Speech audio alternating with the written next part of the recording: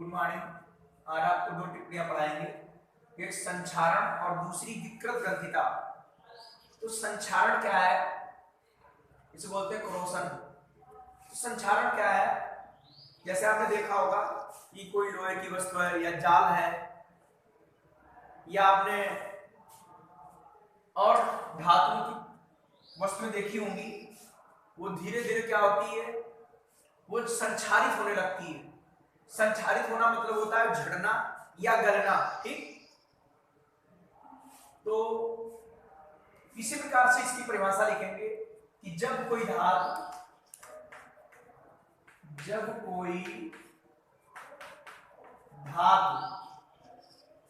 अपने आसपास नमी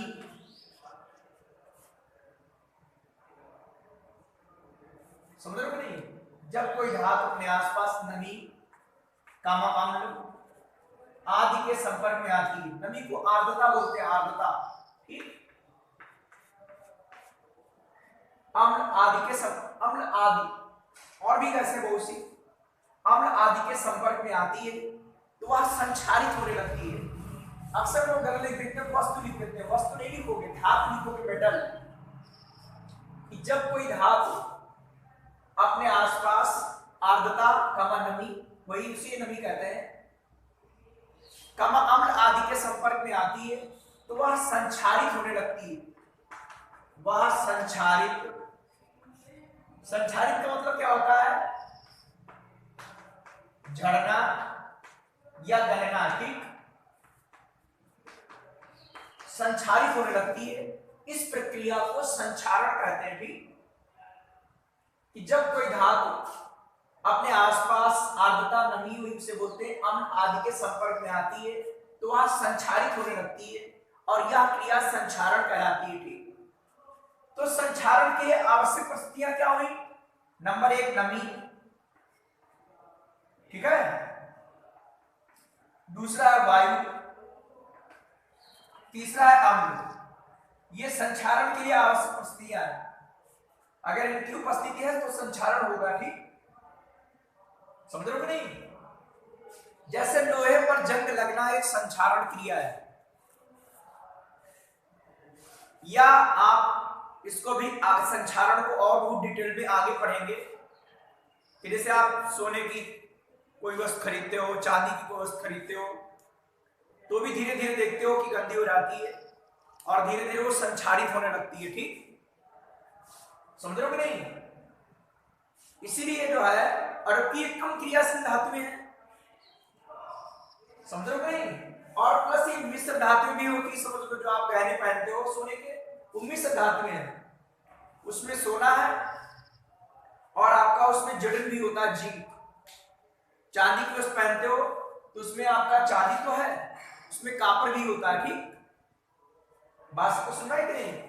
लेकिन उनकी भी देखो धात्विक चमक समाप्त होने लगती है धीरे धीरे, ठीक। धात्विक चमक धीरे धीरे समाप्त होने लगती है। तो ध्यान रखिएगा कि इसकी परिभाषा क्या संक्षारण की, कि जब कोई धातु अपने आसपास आर्द्रता अम्ल आदि के संपर्क में आती है तो वह संक्षारित होने लगती है, मतलब झड़ने या गलने लगती है, ठीक। झड़ना या गलना कहलाता है संक्षारित होना मतलब। तो इस प्रक्रिया को संक्षारण कहते हैं, ठीक। ये संक्षारण के लिए आवश्यक परिस्थितियां हैं। हेडिंग क्या लिखिएगा, संक्षारण लिखिए। जब कोई धातु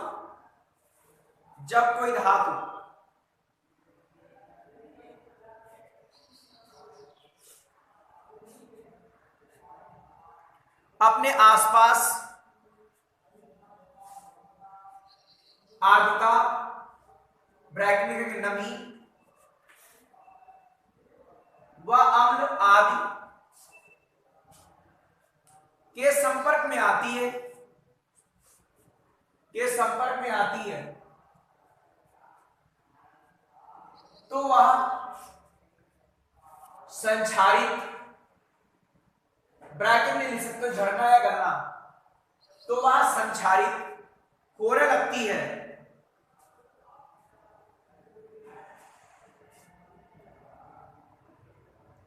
इस प्रक्रिया को संक्षारण कहते हैं। इस प्रक्रिया को संक्षारण कहते हैं।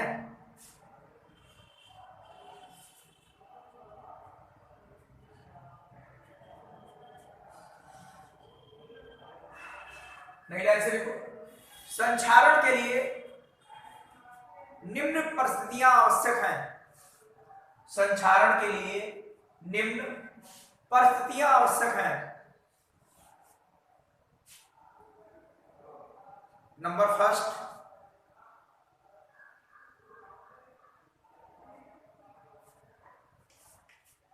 नमी की उपस्थिति। नमी वही आर्द्रता, ह्यूमिडिटी से बोलते हैं। नमी की उपस्थिति। नंबर सेकंड, वायु की उपस्थिति। नंबर थर्ड, अम्ल की उपस्थिति।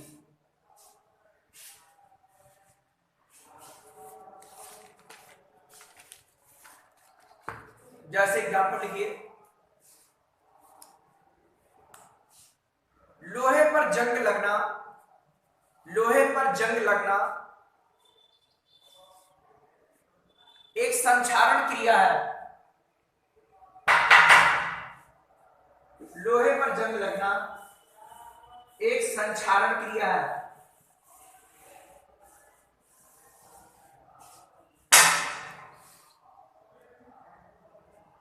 देखो ये आपका लोहा है और ये ऑक्सीजन है और ये जलवाष्प है, जल। तो ये नम वायु में उपस्थित होता है ऐसा, ठीक। ये नम वायु है। नम वायु में क्या होगा? ऑक्सीजन होगी और जलवाष्प होगा। इधर जंग लगेगी, जंग। लाल भूरी रंग की परत बनती है। Fe2O3.X2। X उसमें लगाते हैं जिसमें जलों की संख्या निश्चित ना हो, ठीक। उसमें X का यूज करते हैं।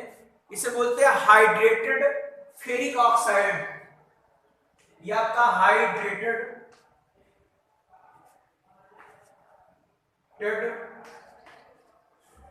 Ferric oxide. Ferric oxide. ध्यान दीजिए, बैलेंस नहीं बैलेंस करेंगे। देखो Fe पर 3+ तो फेरिक होता है, फेरिक। और फेरस पर 2 और ऑक्साइड पर 2- होता है। तिरछी गुणा करो, सूत्र क्या बना? Fe2O3 Fe2O3.X2। यही जंग का सूत्र है, यही जंग कहलाती जंग। Hydrated ferric oxide. बैलेंस करो। Fe आपके 2 हैं, यहां 2 लगा दीजिए। ये आपके X पानी है तो यहां पर X लगा दीजिए। वो आपके 3 है तो यहां पर 3/2 लगा दीजिए, ठीक। क्योंकि 3/2 और 2 से मल्टीप्लाई करेंगे तो आपका 3O आ जाएगा, ठीक। ये लोहे पर जंग लगने की समीकरण है, ठीक है। इस प्रकार लोहे पर जंग लगती है, उसकी क्रिया ये होती, ठीक। ध्यान रखो कैसे बैलेंस किया। यह हाइड्रेटेड फेरिक ऑक्साइड, इसे जंग कहते हैं हम। फेरिक पर हमारा 3+, O पर 2- होता है, सूत्र बना लिया। Fe2 है, यहां पर Fe2 लगाएंगे। वो यहां पर 3 है तो 3/2 कर देंगे। X2 है, यहां पर X लगा देंगे, ठीक। इस प्रकार ये जंग लग गई, ठीक। उसकी क्रिया इस प्रकार होगी।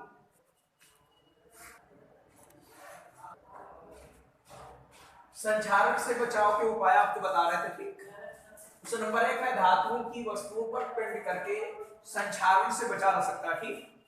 कि जो हमारी धातुओं की वस्तुएं हैं उन पर पेंट करते हैं जिससे संक्षारण से बचा जा सकता है, ठीक।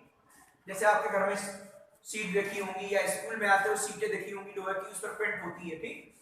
तो संक्षारण से बचा जा सकता है। पेंट करने से उनकी सतह वायु और नमी के संपर्क में नहीं आती। भाई पेंट कर देंगे तो उसकी जो सतह होती है धातु की, वो वायु और नमी के संपर्क में नहीं आएगी, ठीक है, नहीं आ पाती और संक्षारण नहीं हो पाता है। दूसरा है लोहे के औजार तथा मशीनों के पुर्जों पर तेल या ग्रीस लगाकर संक्षारण से बचा जा सकता है, ठीक। कि जो हमारे लोहे के औजार हैं या मशीनों के पुर्जे हैं उस पर तेल या ग्रीस लगाकर संक्षारण से बचा जा सकता है, ठीक। बात सबको सुनाई कि नहीं? तीसरा पॉइंट है लंबे समय तक संक्षारण से बचाव करने के लिए टिन की पतली परत चढ़ाई जा सकती थी। टिन की पतली परत चढ़ा सकते हैं, जैसे निकिल है, क्रोमियम है, इनकी भी पॉलिश कर सकते हो। देखा होगा कभी कभी लोहे की वस्तु खरीदते हो तो उस पर निकिल की पॉलिश होती है। कोई बर्तन खरीदते हो, ठीक, लेकिन ध्यान रखना, जैसे आपने बर्तन लिया, आप खाना बनाने वाले लोहे का बर्तन है तो उस पर आप लोग तेल या ग्रीस नहीं लगा सकते हो, ठीक, क्योंकि ग्रीस लगाओगे तो खाना खराब हो जाएगा। इसलिए लोहे के औजार या मशीनों के पुर्जों पर हम ग्रीस लगाते हैं या तेल लगाते हैं, ठीक। लेकिन अगर लंबे समय तक आपको बचना है संक्षारण से तो उसके लिए टिन की पतली परत चढ़ानी होगी। ये संक्षारण से बचाव के उपाय हैं, ठीक। आप इनको नोट कर लेंगे सभी लोग, तीनों पॉइंट। दूसरी आपने टिप्पणी है विकृत गंधिता। विकृत गंधिता ये क्या होती है? तेल तथा वसायुक्त खाद्य पदार्थों, तेल तथा वसायुक्त खाद्य पदार्थ लंबी अवधि तक वायु में रखने पर, ठीक, लंबी अवधि तक वायु में रखने पर उनके स्वाद या गंध या दोनों खराब हो जाते हैं, ठीक।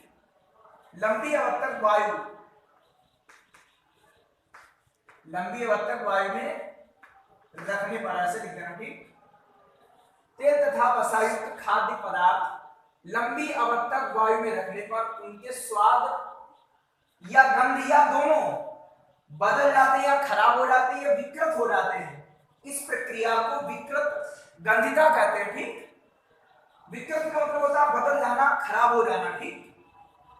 और चूंकि इनसे गंध आने लगती है इसीलिए इस टिप्पणी का नाम रखा गया विकृत गंधिता।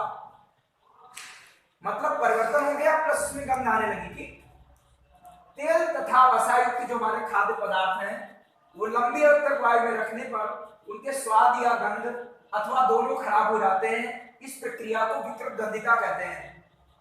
जैसे आपने देखा होगा होली में आपके यहाँ घर में चिप्स और पापड़ बनाए गए होंगे और उनको 1 महीने तक लगभग वायु में रख दीजिए, मतलब खुले पात्र में रख दीजिए और देखोगे वो खराब हो जाएंगे और उनके स्वाद भी चेंज हो जाएंगे, स्वाद, और उनसे कभी कभी गंध भी आने लगेगी, ठीक।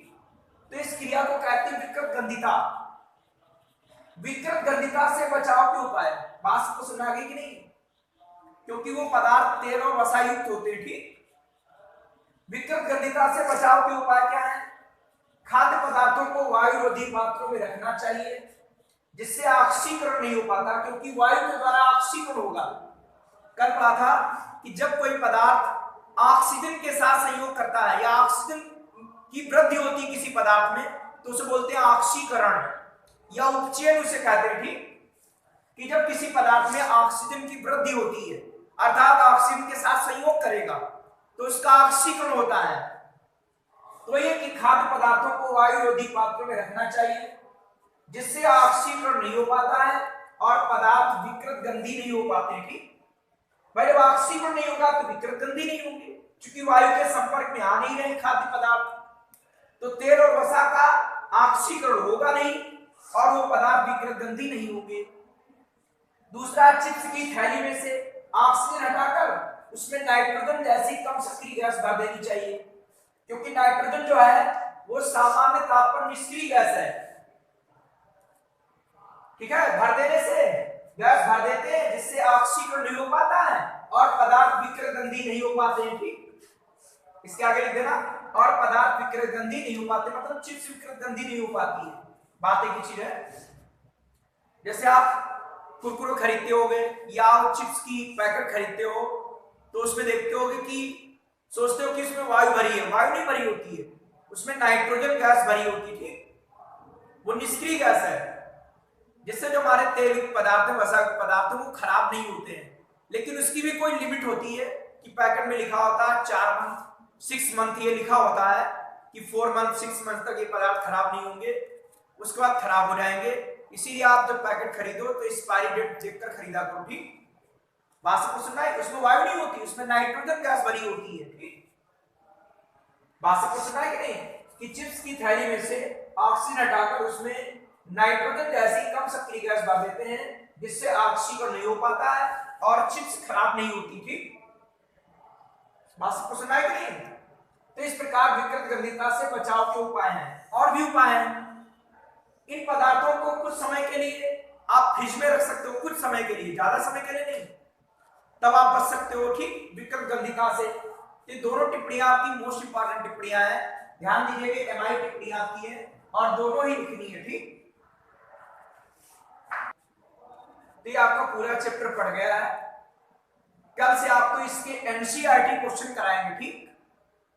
आप पास अगर एनसीईआरटी बुक होगी तो पीछे देखोगे सब एनसीईआरटी क्वेश्चन दिए हैं, पहले चैप्टर के अंदर दिए होंगे और फिर चैप्टर के बाहर दिए होंगे, या दूसरी बुकें हैं तो एनसीईआरटी क्वेश्चन एक साथ होंगे, वो सब आपको एक एक करने हैं, क्योंकि इसकी जो अब क्रियाएं आएंगी, क्रियाएं उसमें जो लिखी होंगी वो मोस्ट इंपॉर्टेंट अब क्रिया होंगी।